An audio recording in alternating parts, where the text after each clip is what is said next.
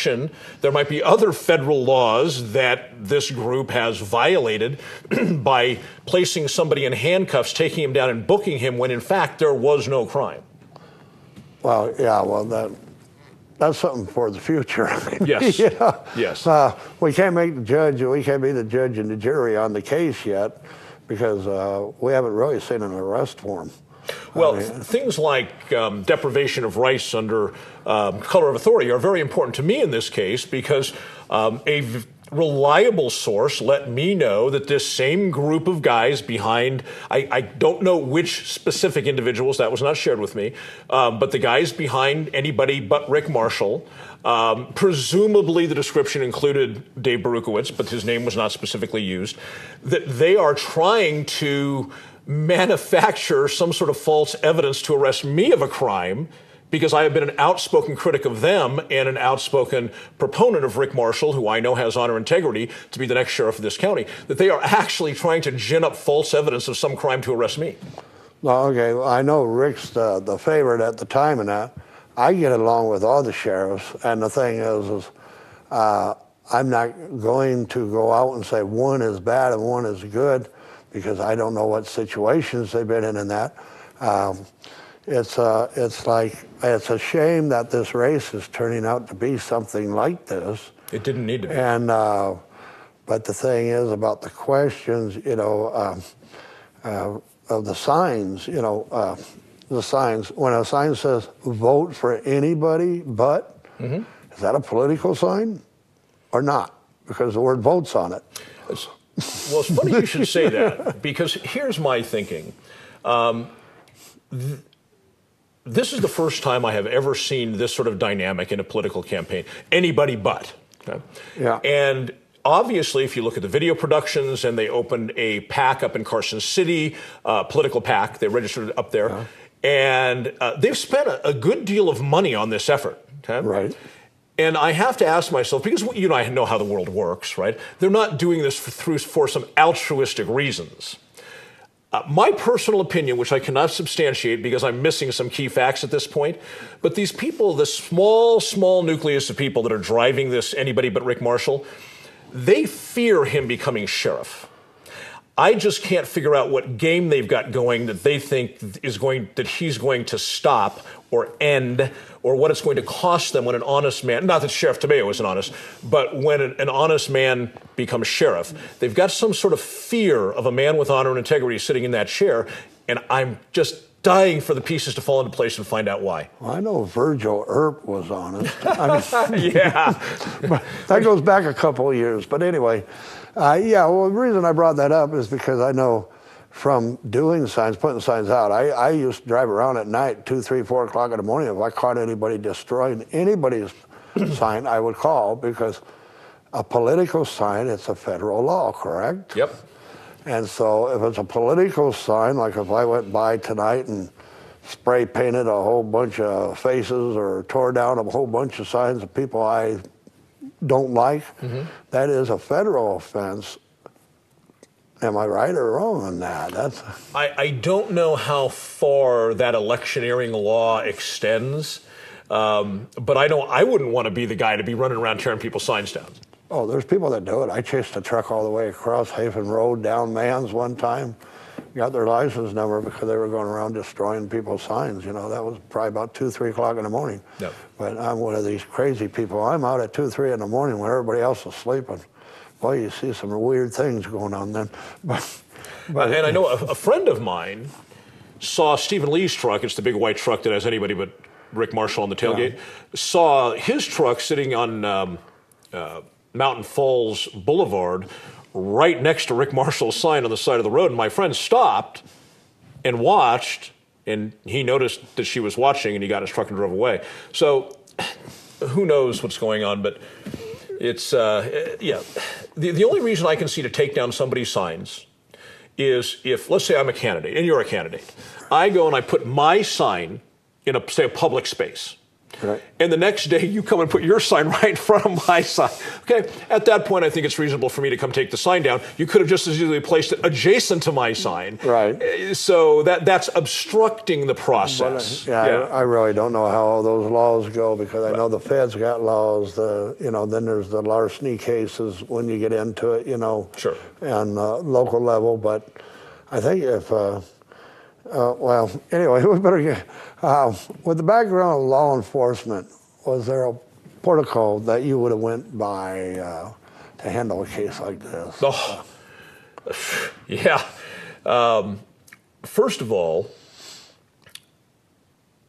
the very first, now, as you well know, when you receive contact information from a complainant, and it seems that there might possibly conceivably be something going on that's not legal. It is your duty to stop, if you have reasonable suspicion, to stop the person and have a dialogue, okay? This is what the courts refer to as a detainment as opposed to an arrest. The sole purpose, the exclusive purpose of the detainment is to conduct a reasonable investigation we talked about earlier. And what would have come through loud and clear to me, because, of course, I wouldn't have conducted myself aggressively and yelling and screaming. I would have stood there with Rick like a real human being and said, Rick, you're a police officer, I'm a police officer. Let me tell you what I've got right now. Okay, I have a claim that this and such. And if Rick, for instance, said I had permission to take those down, I would have got on my cell phone to the property owners. Did you give Rick permission? If one of my deputies came up and said, by the way, I think one of those signs was not on that property. Rick, did you know that one of those signs was not on that property? No, I believe they were all on the property. Okay, now we have a business dispute, a civil matter. There's, again, crimes, Mala and say crimes, these are real crimes, rape, robbery, murder. Yeah. They require criminal intent. Clearly, what would have come through, when we talk about procedures, okay, conducting a reasonable investigation, the conclusions from a reasonable investigation, which did not take place, is that this is not a criminal offense. At worst, it's a business dispute. And have a nice day. Do you think the officers acted too quickly? I mean, should they have had somebody following to see if there was an intent, or if this was just property owners? Or the thing is I know if you got a sign in your front yard, you obviously let the person put the sign there. Mm-hmm. So if I go by and take it down, I know I'm doing wrong. Correct. But if I go put my sign next to yours and they say, well, wait a minute, we didn't give him permission to put a sign up there, well then, of course, that sign could be removed because the person that owns the property doesn't want it there. Sure, and I want to point out also that if you do what the anybody but Rick Marshall folks did, which is place their signs on private property without the consent of the owner, right, the removal of the signs is not a crime. It is an abandoned item on somebody's private property. It's no different than if you drove by and threw your old microwave oven onto their property. Okay, right. They are under no obligation to try and track you down, return it to you, contact you, or anything else. For instance, if the owner wanted to pull the sign up and burn it, or throw it in their truck and take it to a dumpster at their work, or anything, there's obviously, Dave Berukowitz would not have arrested the property owner for doing that because the property owner has the right to remove it. When the property owner vests somebody else with the permission or instructions to do that, they become the agent of the owner. And insofar as what agency they were given, in this case signs on the property, they have the full power of the owner. So we'll use Rick as the example. If Rick was given permission by the owner to take the signs down and he sees a sign that doesn't belong there and he takes that sign down, there is absolutely zero crime. He is acting as the agent and at the behest of the owner. Again, how a seasoned investigator could legitimately interpret this as a crime, it's an impossibility. There had to be an ulterior motive. Well, then we're going to go into the next question I have for you. And a peace officer legally is a peace officer legally required to make an arrest, or does he have the discretion to go to the DA and ask for a review on a criminal, criminal complaint in such a case? There is a lot of discretion that peace officers have for misdemeanors, not for felonies. So we talked about the long form. Most people don't understand that in the state of Nevada, you get pulled over because you change lanes without your blinker. Okay? That is you're actually, the time that the officer decides to write you the ticket, you're legally, although you don't experience it in the same way, you're legally being arrested at that moment. Okay? Right. The only difference is rather than being handcuffed and transported and booked, you're given a document which you sign the promise to appear. And the same thing if you get caught with a little bit of pot, here's the same type of thing, citation, here you go. So also, officers, again, I have not studied Nevada law, but for instance, in California, peace officers have not complete discretion, but for most misdemeanors, they have the discretion not to make the arrest and not even to pursue it. They don't even need to go back and write it up for the DA. They just have the discretion to let it go. So with the discretion to let it go also comes the discretion to write it up, submit it to the DA, having never arrested, and let the DA ferret out what's going on. Okay, but in this case, it would have probably been better since the property owners that we know of didn't want these signs on their property and they requested them to be removed. It would have probably been better off for just the investigation, go to the DA, let the DA's investigator contact the property owners, see if this is true or false, and then let them make a decision on if this is actually a crime or not. That would be one path. What I would have liked to have seen, and what a responsible officer would have done, would be right there standing with Rick on the side of the road, get on the phone to the property owners. Did you authorize Rick to do this? Yes, I did. Thank you very much, Rick. I'm sorry to have bothered you. There was a point of confusion. I understand you have the permission of the owners and you're acting as their agent. There is no crime. I'm sorry to have bothered you. You know how to file a complaint against me if you want. Have a nice day. That should have been how it was handled, right? Now, should have died right there. Now the next one, Ben. Poor Ben. He's riding with Rick Marshall. They get him too, and the thing is Ben, as far as, this is your commanding officer. I mean, you're just going along with him to do what you know that some property owners asked you to do. You're just going along to help out. Now you're being arrested by your own department. I think it just went a bit too far overall, and it should have been checked into more if they really had a case or not. But we haven't seen the actual arrest report yet. So anyway, we'll go. Why couldn't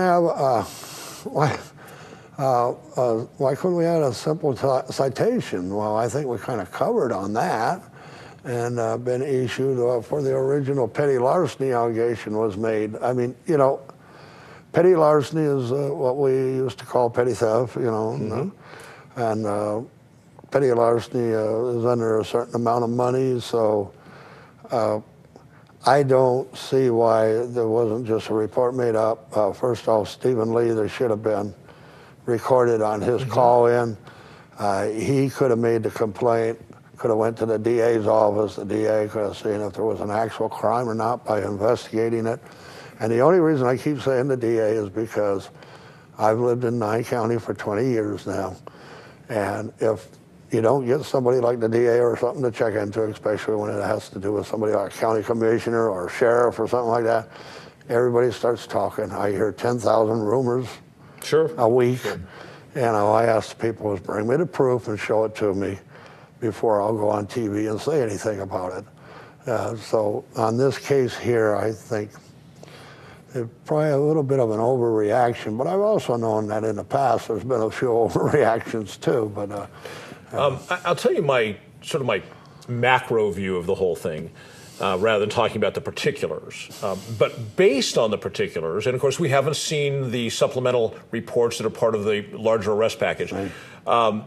But based on the particulars, my macro view is this: Dave Berukowitz is either, there's one of two things that is true in reference to this encounter with Rick Marshall. He is either completely inept and needs to be relieved from duty because he doesn't understand his job after, I think, 8 or 9 years on the department, or it was politically motivated, which means he needs to be relieved of his job. One or the other. He can't plead both. Either he's so thoroughly inept he needs to be relieved, or it was politically motivated, in which case he needs to be relieved. And do you believe this will come out later, before the primary? Do you think this is all going to be taken out and explained? I mean, one way or the other, there was either a right or a wrong done here. Yes, there was. And we, the people, I believe, have the rights to know if there was a right or a wrong done. And to hear rumors on the streets, and I heard about this the night it happened, But anyway, I guess half a dozen people got shot and buried out there, but I don't know, you know. But, well, it's funny. I tell you, I was talking to a active duty police officer today, and I was chatting with him, taking some precautionary measures because I've heard that now this little group of guys is going to try and gin up false evidence to arrest me. And I was laughing, and I said, you know, I don't break any laws, so they're going to really have to stretch on this one, right? And I said, the only thing I can imagine them doing is pulling me over for a false traffic stop, getting a friendly dog handler to come out and falsely say his dog alerted, search my car, and then come up and say something like, oh, we found heroin in your car. And my friend who's known me for years, and he said, no, Dave. He says, no, wouldn't be heroin in your case. Because you've been in the gym 30 years and you're a big guy, he said, it would be steroids. you're using those steroids. Yeah, right. There you go.